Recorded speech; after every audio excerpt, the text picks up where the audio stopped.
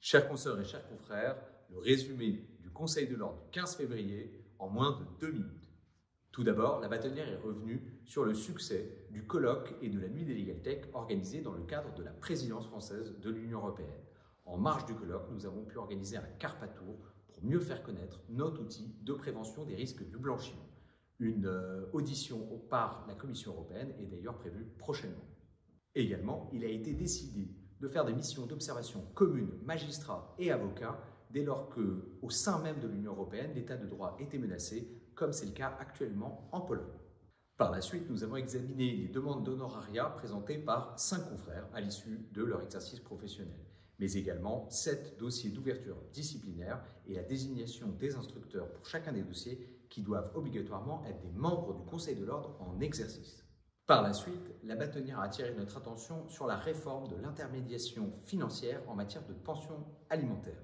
Une réforme qui inquiète les praticiens car, à compter du 1er mars, elle concernera toutes les pensions alimentaires et non plus seulement les cas difficiles comme les cas de violence conjugale ou d'impayés.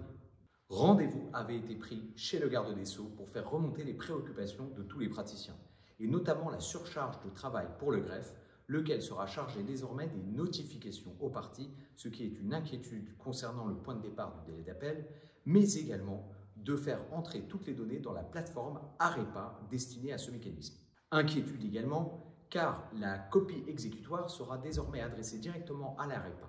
Or, les avocats ont besoin de disposer également d'une copie exécutoire pour pouvoir faire exécuter d'autres parties de la décision qui ne concernent pas seulement des dispositions financières.